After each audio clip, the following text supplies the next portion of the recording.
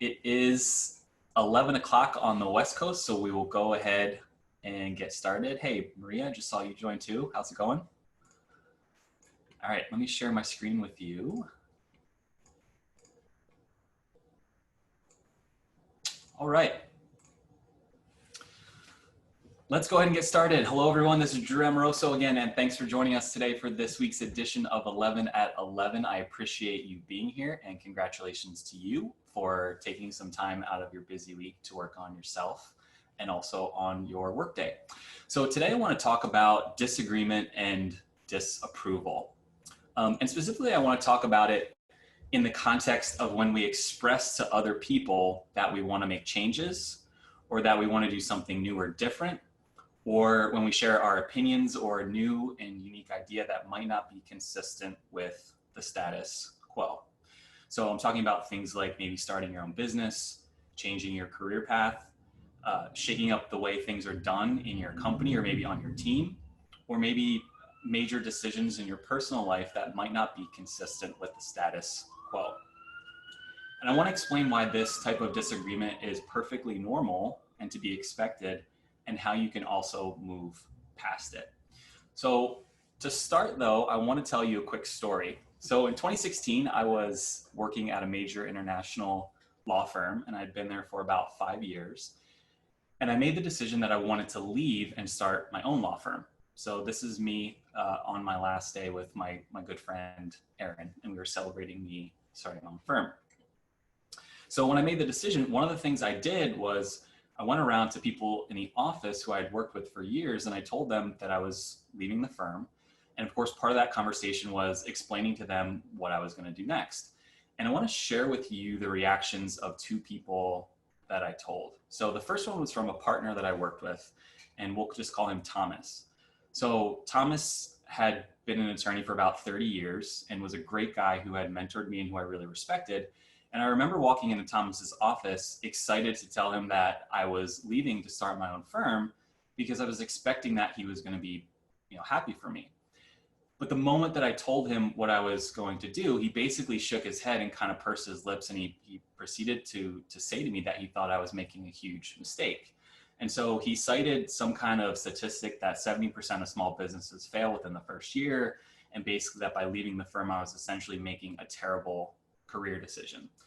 He asked me why I was leaving, and I told him that I saw an opportunity to start a business that I thought would make me more fulfilled and happier day to day. Then he said to me something that I'll never forget. He basically said, "You're not supposed to be happy at work. That's why they call it work." And he also said to me, "I haven't been happy at work in 30 years. And I don't think that he was joking when he said that. So that was reaction number one. Reaction number two is similar, and it involves a woman named Katie. Now, Katie was also one of my supervisors. We had become really good friends over the years. When I told her what I was doing, the first words she said were, "Wow, I'm really scared for you. This seems very risky." Then she started asking me a whole bunch of questions about how I was going to make money, how I was going to get clients. Did I tell my parents yet? Did they approve? So questions like that. And I remember walking away from both of those conversations feeling pretty deflated, particularly because these were two people that I know cared a lot about me and that I thought they had my best interest in mind. And now they've got me feeling like on my last day at work making, this big mistake. So I tell you these two stories because the thrust of the disagreement and the disapproval that Thomas and Katie communicated to me is something that we all contend with when we express or try to create something new. If you share an idea with enough people, some of them are going to disagree with you, and some of them are going to tell you right to your face that they disagree with you. And it's really in that moment when someone we respect, or even someone that we don't know that well, tells us this kind of information, that we run the risk of letting the disapproval of other people disproportionately impact the decisions that we make. And I say disproportionately because in order to truly understand what to do with disapproval or disagreement in situations like this, we have to understand what's at the heart of that disapproval. So I want to suggest to you that there are three reasons why people will react this way when you express an intention like the one that I expressed. First, people will react like this because they want to protect you, right? And because they want to support you. But based on their own emotions and how they feel, they may not believe that it's best for you. So it comes from a place of protection and genuine care. But what they've said is really rooted in their own beliefs. Second, sometimes people will react this way because we are expressing an idea or an intention or a desire that they have for themselves. And when you say it out loud, it brings up a bunch of emotions for them, maybe regret that they aren't able to do what you want to do, maybe feelings of shame that they haven't been able to create the same thing for themselves, right? So just we'll pause here for a second. Think about a time when someone has talked to you about something that you want to do and you thought, wow, I want to do that thing. But since you don't have the courage, or you didn't have the courage in the moment to do it yourself, you sort of held back praise for them, right? So in other words, sometimes we let some kind of resentment that we can't have that thing influence what it is that we say to other people, even people that we like or love. So even if someone admires you and thinks that what you're doing is amazing, they won't necessarily tell you because it causes them to confront their own feelings. And then third, they flat out might just not agree with what you're doing, right? They might think that what you're doing really is a dumb idea. They might fundamentally disagree with you. They might think that you're making, a huge mistake. But here's what I want you to remember if you encounter this kind of response. So in situations like this, it's not about you, it's really about them. People who comment on the choices we make are doing so through the lens of their own experience. They're viewing the choices that you make based on events in their life, beliefs that they have, experiences that they've encountered that often have very little to do with you and have everything to do with them and who they are. So in that moment, when you experience resistance or disapproval, it's really an opportunity for you to acknowledge that their outward reaction toward whatever you have voiced is in large part a reflection of their own experiences. Now, what they have to say might hold some truth, and we'll talk about that in a moment, but at the end of the day, if this change is something that you believe in, then you can't let that disapproval or the anticipation of a potential for disagreement, be the thing that prevents you from taking action, right? We have to practice separating ourselves from what might feel like a personal attack on us so that we can view what's being said objectively. So I'm not suggesting that you don't listen to anyone. What I am suggesting is that you take what's being said and you remove the layer of emotion that might be associated with disapproval so that you can analyze what's really at the heart of that comment or that critique. So going back to the two examples that I gave you earlier, what Thomas and Katie said to me really stung me because I took it personally and I felt like their disagreement meant there was something wrong with my intentions. But looking back on it now, I see very clearly that it had everything to do with them and very little, if anything, to do with me. At least that's my opinion now. So my opinion is that Thomas had been working for years doing work that he didn't like. So the idea of me expressing a desire to go do work that I enjoy touched on a nerve because very sadly, he didn't get to experience that for himself. And so that came out in the form of him criticizing me. And then looking back at what Katie said, she would never have any desire to take what she perceived as a huge risk. And so her advice to me came in the form of a warning because that's really all that she could give me. She didn't have any other experience or insight to draw from.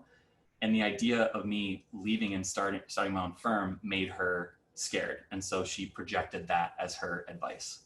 Now, interestingly, again, I want to say that both of these people, I'm sure, had my best interests in mind. They cared about me. But this is why it's easy for us to get so confused and so caught up in the disapproval or disagreement of others who we respect or admire and who maybe have known us for our entire lives. There are lots of people who are close to us who really care about us, but who will caution us or pass on their fears in the form of advice. So what do we do if we encounter someone who disagrees with or disapproves of something that we have stated that we want for ourselves? I want to give you 3 specific things to think about as we wrap this up. So first, just recognize that everything people say to us is said through the lens of their own experience. right? We have no idea what kind of experiences or beliefs a person has that might be influencing what it is that they say. Could be fear, could be regret, could be an uninformed opinion. So we have to take what they say with that in mind. Second, when you're met with disapproval of something you strongly believe in, try to strip it of anything that's not factual, right? And do your best to look at factual information only. So in other words, boil it down to the facts so that you can take an objective look at what's there.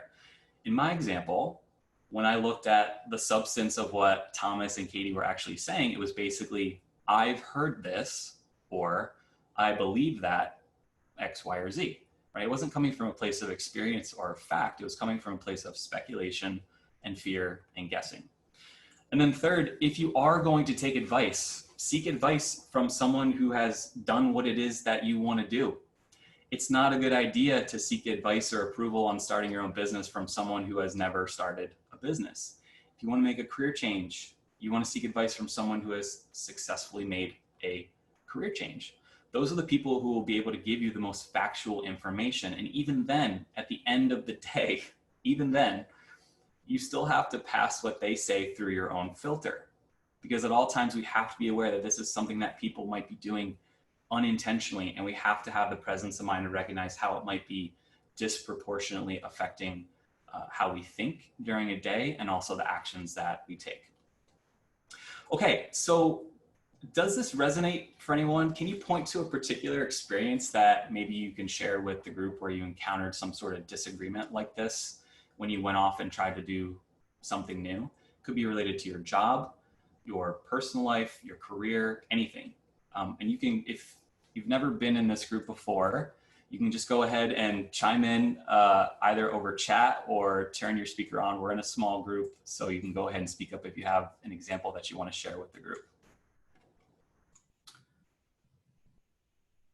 Okay, then we will leave it there for today. So over this week, I want you to think about how you may let disagreement potentially impact your decisions. And I want you to remember these 3 points if you find yourself encountering some kind of resistance, right? A little bit of moment-to-moment awareness that you can bring to conversations you have and information that you're processing. Thank you again for joining, everyone. I would love to connect with you and get your help spreading the word about this series. If you could share it with a friend or give us a shout out on social media, that would be awesome. I'd really appreciate it. I've got all of our tags up here on the screen. Next episode is next Monday at the same time. And next week, we're going to cover a really simple way that you can flip a negative thought that you're having to a more constructive one by asking the question, what if it turns out better than I think? So I ask this question all day long, and I want to show you how to do it too. So that's what's on the schedule for next Monday. I'll look forward to diving into that with you next week. I will see you then. Go have a great work day, everybody. Thanks for joining.